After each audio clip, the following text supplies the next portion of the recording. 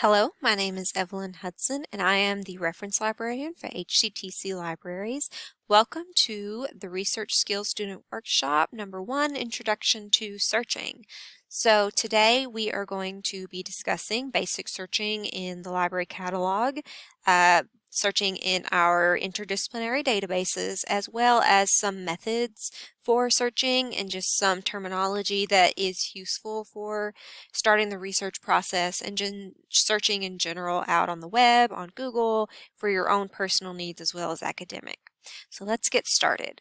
From the Hazard Community and Technical College webpage, you can access the library's homepage under Quick Links, Current Students.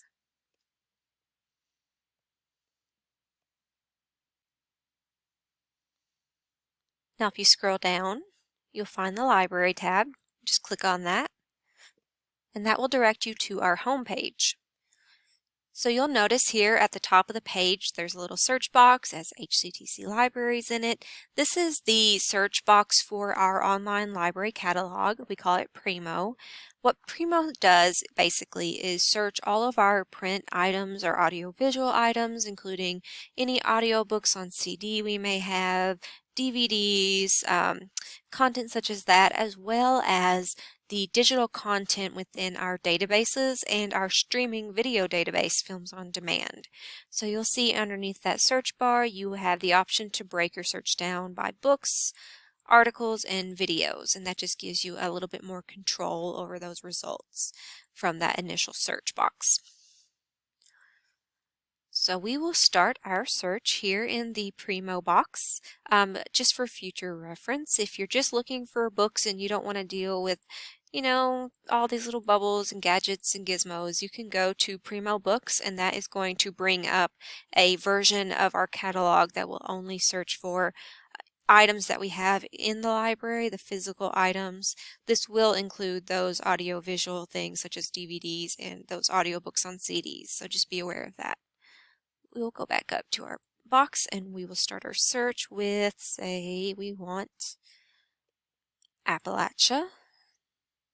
And we'll just leave that all because we want to see everything that the library has to offer us through Primo. And we will click Go.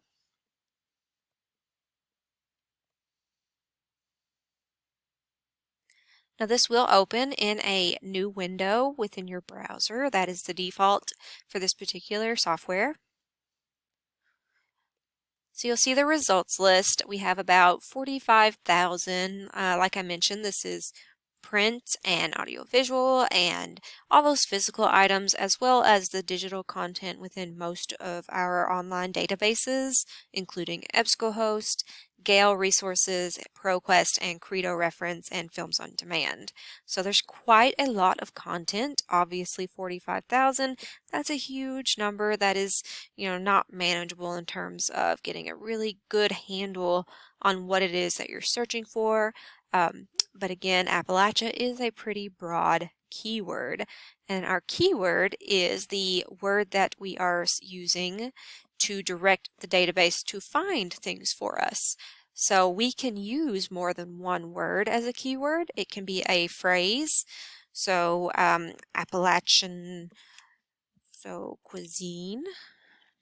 If we wanted to get specific about what kind of food, you could connect two keywords. If you go into advanced search, so our first field, Appalachian, we want to add a Boolean operator, which is and, or, and not. We want to add and because we want to narrow our search down. So Appalachian and we'll say music. And we'll just perform a new search using our second keyword.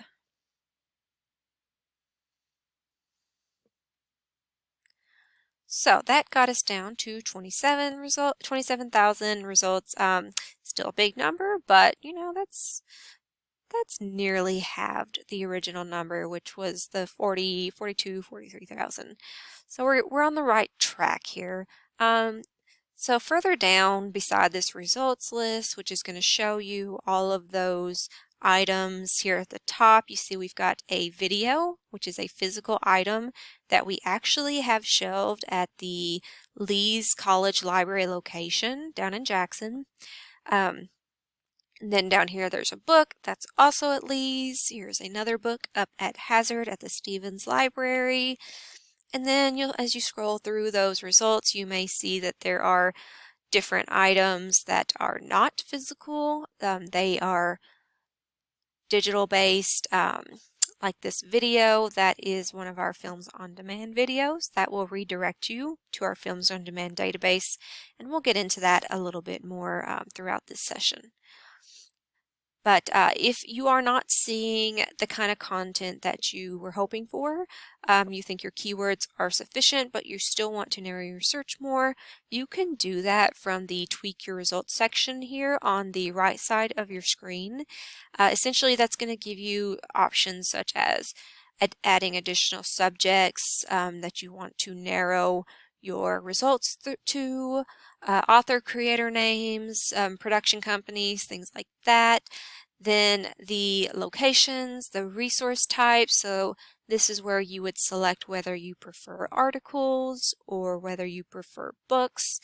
And if you're looking for ebooks specifically, you'll find those up under subjects, under electronic books as an FYI, which is strange that it's not under resource type, but that is the method.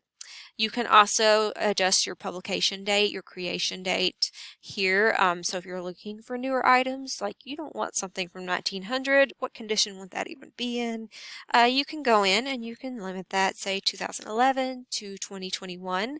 If you're looking for more recent things in the last 10 years, that's fairly recent, especially for the topic. And then that's going to give you, those fewer results, but more specific to what you might have been intending or looking for. So we're down under 10,000. I think that's pretty good for the amount that we started out with, 43,000. And you'll see we're still seeing some of those books and physical items. This looks to be a DVD from Apple Shop, and then some videos from Films on Demand, an article from a database. So we can also click into one of the results. We'll look at a book here, Hoedown, Reels, and Frolics, Roots and Branches of Southern Appalachian Dance. This is actually an ebook. And it is available through our academic ebook collection. So if you click this link, that's going to redirect you to our Ebscohost databases. So you will need to, if you're off campus and you are accessing an ebook or an article through Primo, once you click on this link, you will be directed to sign in using your KCTCS email and password. So just make sure that you are aware of that. If you're on campus, it should direct you directly to the database unless you're using a personal device like a cell phone or a tablet or your laptop. Then it might still require you to sign in just to confirm that you're an authorized user. There is other information on the detailed record. It's all bibliographic type information, so author names, more subject terms, which could be useful if you're still kind of shopping around for a topic. Just kind of glance at those, see if anything else is gathering your interest, or if you want to add another keyword to your search query, this is a good place to get those. And then if there's a description available from the information, that will be displayed there as well, so you can kind of get an idea of what the item is about. Sometimes there'll be contents or indexes, the table of contents, that kind of information will be shared. Not always, it's kind of hit or miss with different items. And then the publisher, that creation or publication date, and what type of format it is in. Now from Primo, you can also print this detailed record. As you can see, it is automating that, it's bringing it up. You'll see it's not obviously the full text of the ebook. That's not what that does. It only prints the detailed record. So all of that bibliographic data is going to be shared on that particular print job. You can also use the citation generator to gather that citation from that item. You can also use the citation generator within the database that comes through Ebscohost. Each of the databases have their own citation generator, so you're free to use either one. It can be really useful for just gathering that bibliographic information and putting it in your works cited list. We just always recommend, if you're using any of the citation generators in any of the databases or catalogs, to always check those against what your instructor has preferred and the editions that they're using. For example, this particular book is cited in APA 6th edition. However, APA has recently released a 7th edition, and that does not reflect the most current one. And if your instructor is using the most current one, it would be the 7th edition. You would need to make sure that that is accurate. So just always double check your citations, make sure the punctuation is correct. That is really the most important part, is where those periods and commas go, where the italics go. So just make sure you're paying attention to that. And it gives you a little reminder to do that as well, because nobody's perfect, right? So, and then if you just want to grab the link to this item, like you just want to capture that link to get to it later, you can copy and paste that from the permalink. It's going to give you a stable link to access this particular web page again. Now, if you are gathering sources for a larger research project, so if you're doing a paper, you're typically going to need more than one source. You may not even use all of the sources that you initially collect. You may collect 10 sources and wind up using 3 or 4 of them at the end of the day. You can collect those sources within Primo by clicking that little pin at the top, and that saves to an account which you can create from the Primo interface. So you would just sign in. I've already got an account created, so I can sign into mine.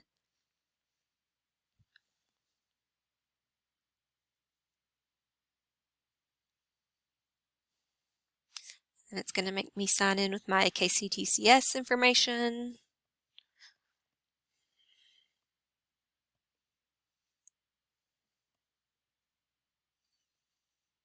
And now I'm on my very own profile version of Primo.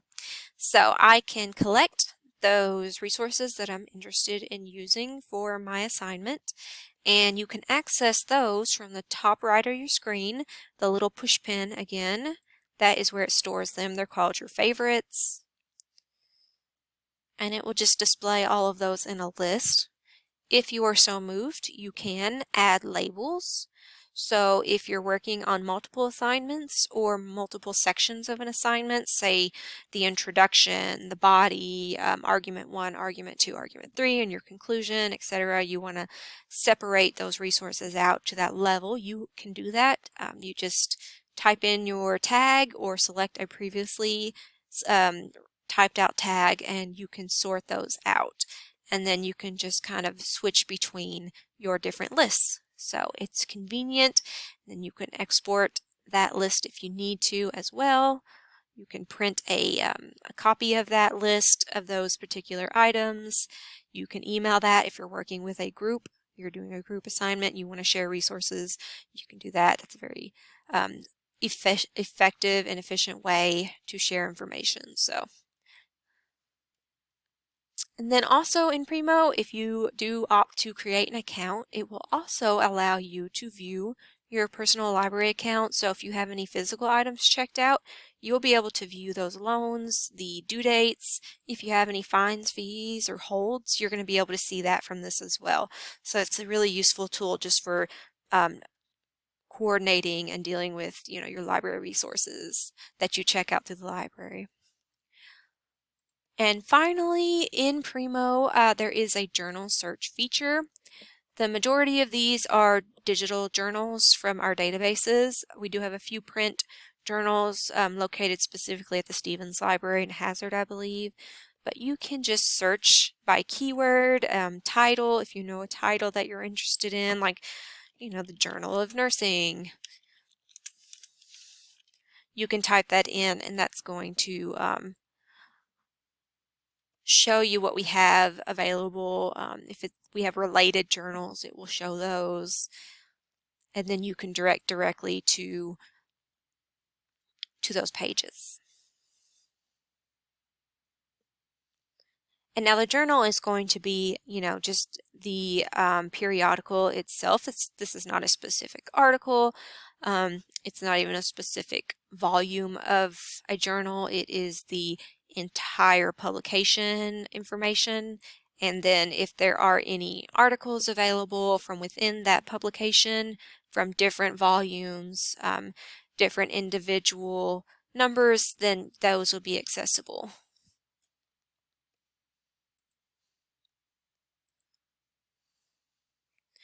All right, and that is pretty much the basics of Primo. Of course, if you want to come in and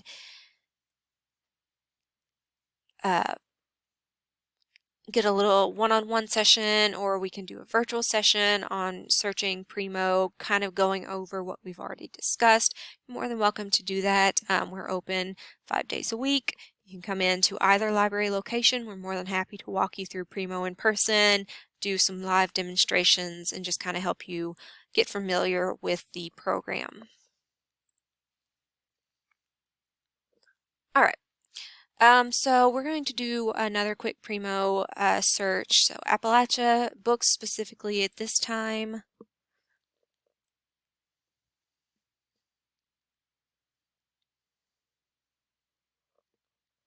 All right, so the majority of you might be familiar with call numbers, more specifically Dewey numbers, which is the organization scheme that a lot of public and K through 12 libraries actually use. So in their libraries, on their shelves, you may have noticed that their books have little stickers on the spines, and those stickers have little codes, little numbers and letters.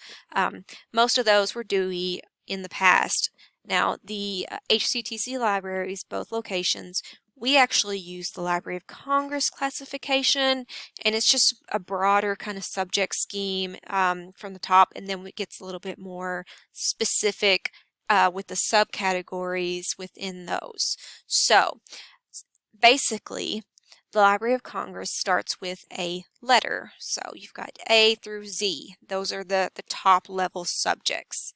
And if you come into a physical location, you're going to see some really convenient posters on the sides of those shelves. They're going to give you the same rundown as this, just in print, and maybe a little bit more effective because you're looking at an infographic, but it's going to give you those general subjects A through Z, as I mentioned.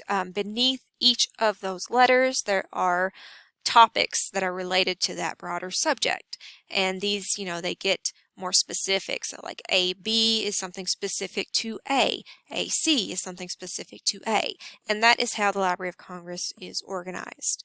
And so all of our books, just like in your public libraries and your K through 12 school libraries, they have the little sticker on the spine with the little code, and that code matches the number in our online library catalog.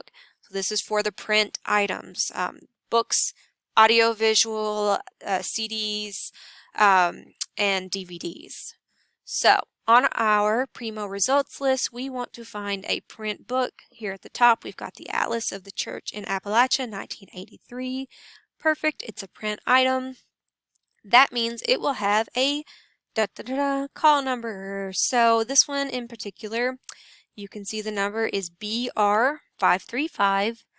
Period C 64 1983, and in front of that number you're going to see a location.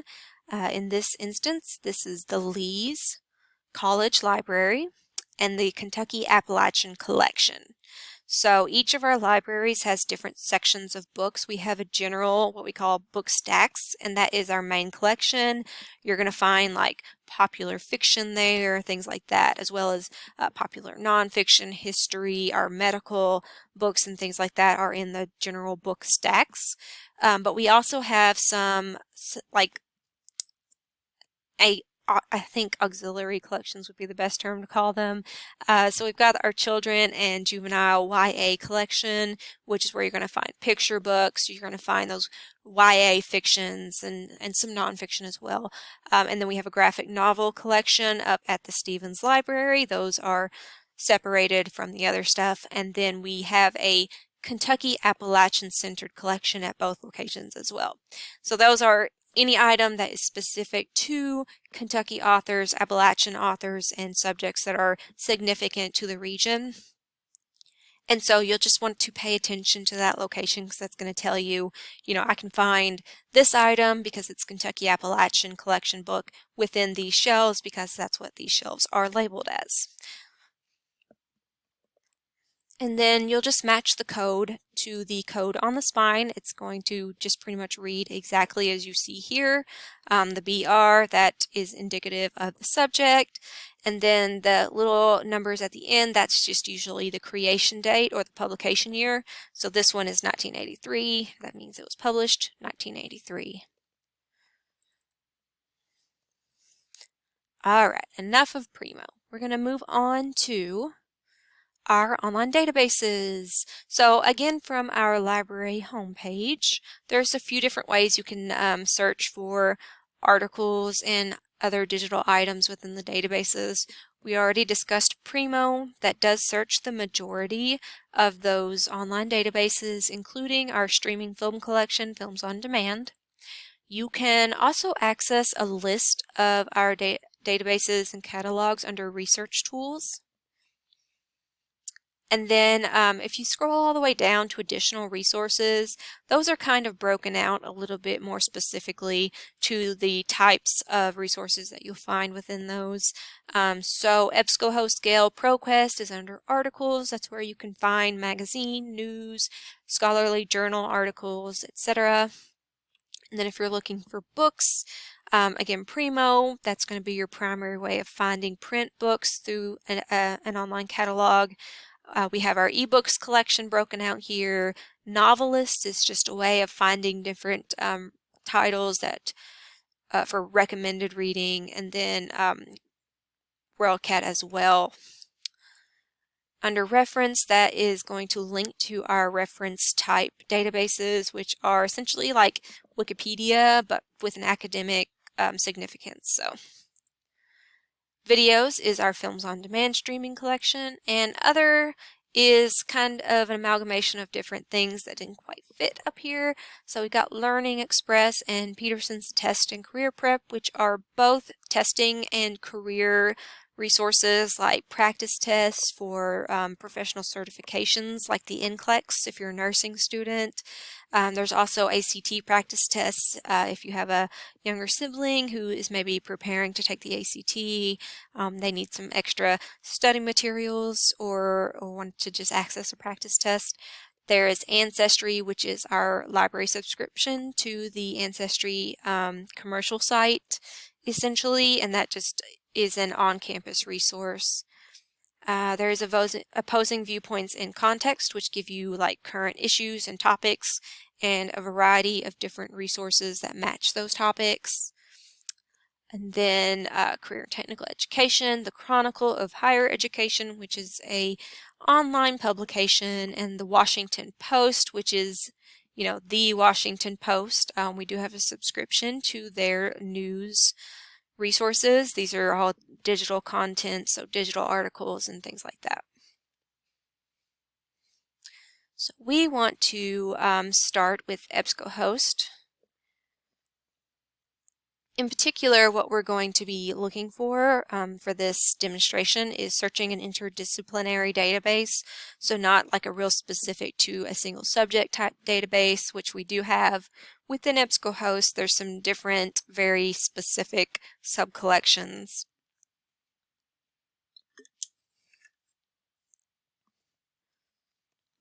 So as you can see from the list, when you click into Ebscohost, it's going to bring up this list of what we call subcollections, and it's just, different collections within the Ebscohost array of databases. So here at the top is our most popular interdisciplinary one.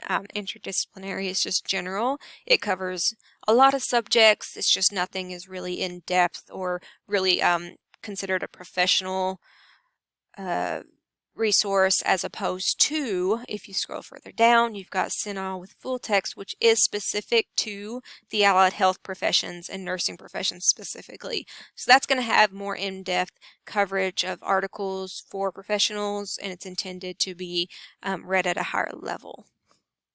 But if you're just doing a general type research assignment on a topic that you don't have a great deal of experience with, you're probably going to want to start out with, at the very least, a broader collection of resources, which would be something like Academic Search Complete.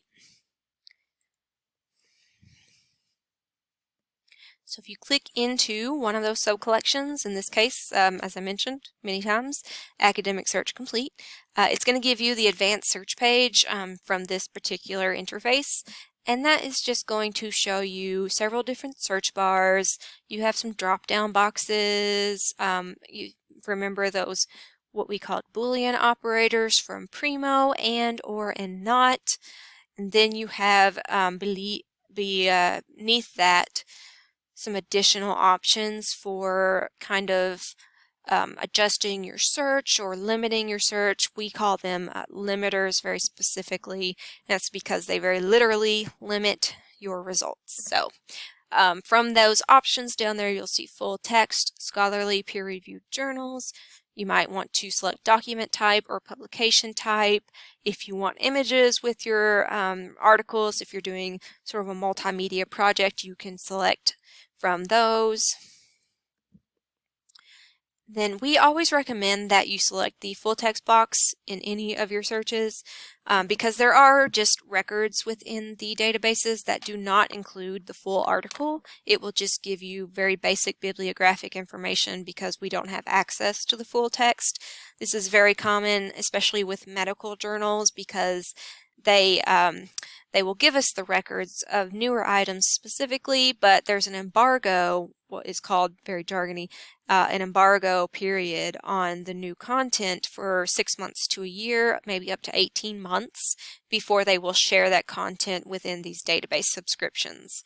So just make sure that you're selecting that full text box so that you are receiving items that you can access immediately. That's going to be your best bet for finding resources at your time of need. Alright, so in the little search box, you'll just enter in your keyword or your keyword phrase. If you have multiple words that you want to throw in there, you can do that. So Appalachia was our initial keyword. We might want to do a Boolean operator. We want to do or, because maybe we want to just kind of look up Kentucky too. Like, it's, Appalachia is a huge region. It covers many, many states, many thousands of miles, but we're also interested maybe in other parts of Kentucky that aren't necessarily considered part of Appalachia. That's a good use of the Boolean operator or, because that's going to allow that search to be expanded to include that subject, which is not necessarily covered by the first. So we've got our full text box checked. We want to go ahead and search.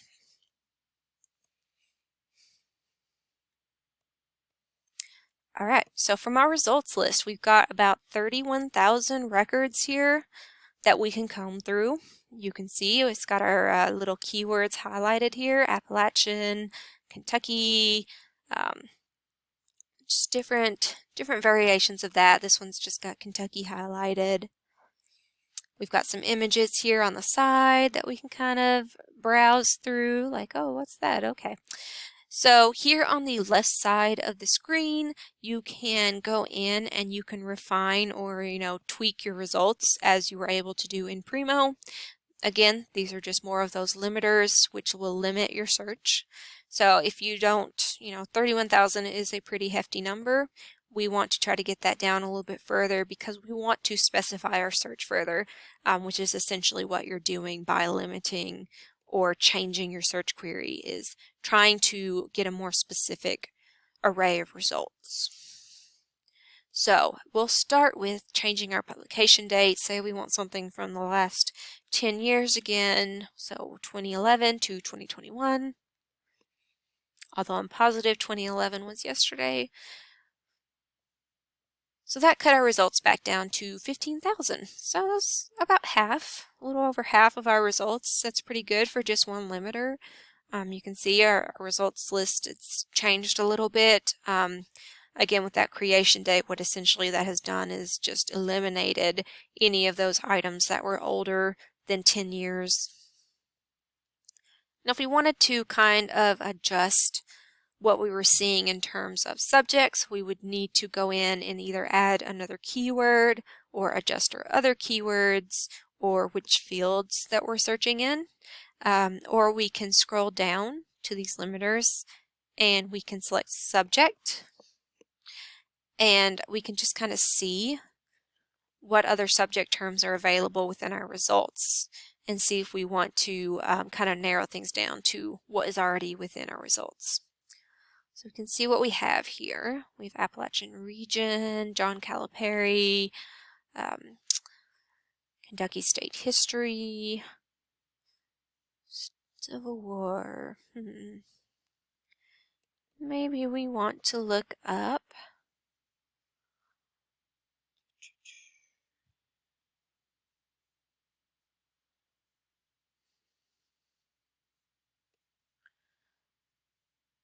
let's see. Maybe we don't want too small a number of results because it's giving you the number of items that will return when you add this subject term to the search. So as you can see here at the top, you can get it down to, just above or just below 400 results with the United States added to it. Maybe we want to just do Appalachian Region Literature, and we'll update that. So see, that gave us those 28 results. It said we're in that list specifically. So we will click into one of these items. I was looking for one that had an HTML, but that's fine. We'll just look in this top one. So our first result, Pearl S. Buck, it's not you, it's me. So this is a article. You can see the document type tells us what it is. It tells us the source, which is that publication information, Southern Cultures, the date it was published, the volume, the issue, the page numbers from that original publication, and then your author information, abstract, which is essentially the summary of the article, and then any additional publication information there. It's also going to provide a link if you had checked that full text and there is a full text type article associated with the record. You will see that linked here on the side.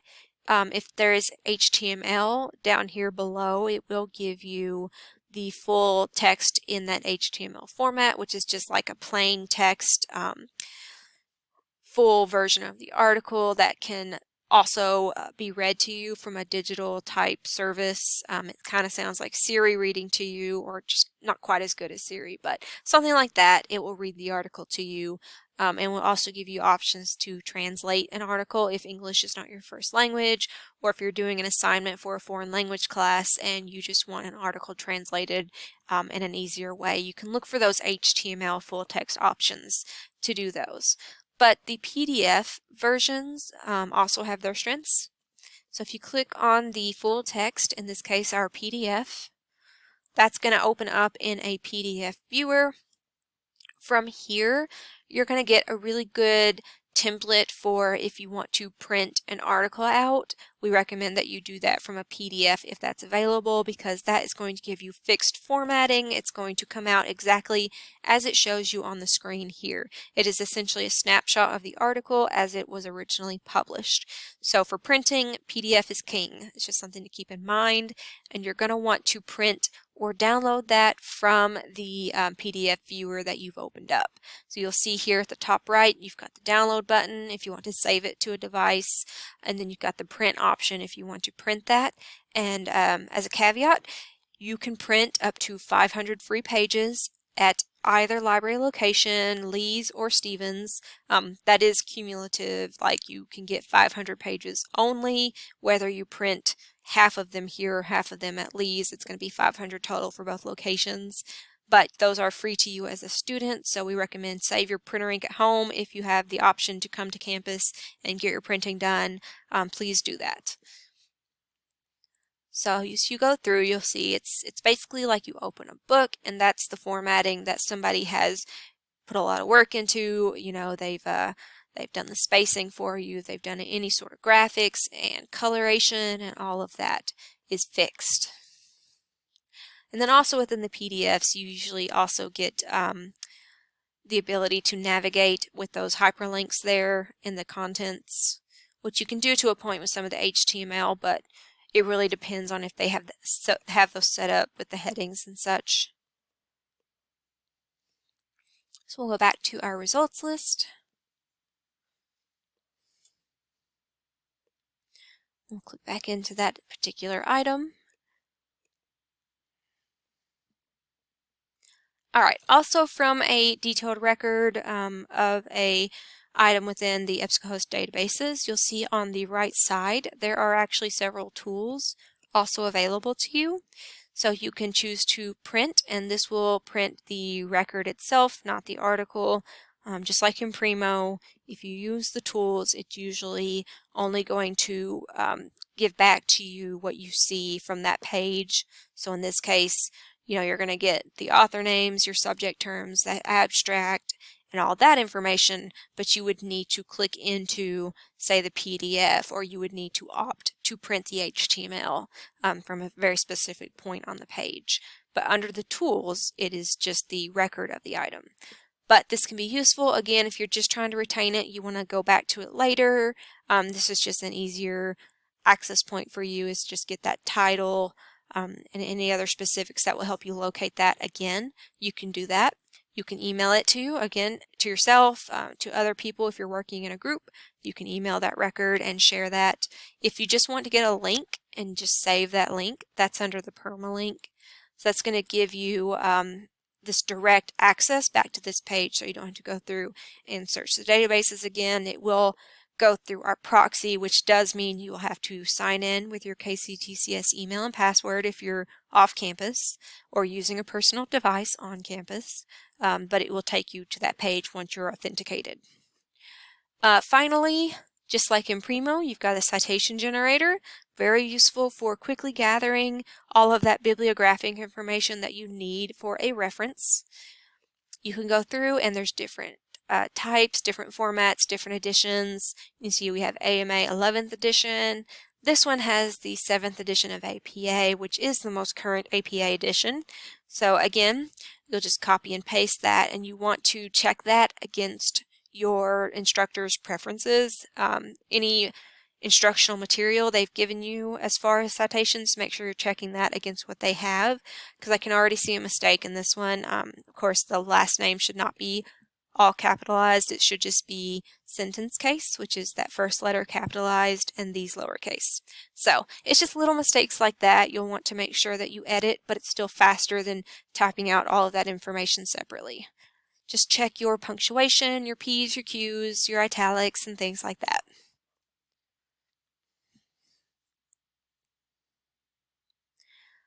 All right, finally, we are going to talk very quickly about Interlibrary Loan. So, if you happen to find an article or you are aware of a print book that we do not have within our libraries, you might request that we order that and buy that for the library, and we are more than happy to do that. There's a request form for that. But if you need something a little bit more quicker than what our purchasing process allows, we can potentially borrow that through our Interlibrary Loan program, which borrows from throughout the state of Kentucky, as well as other states in the general area. So from the library homepage, which we just went back to, you'll just go to Policies and Services.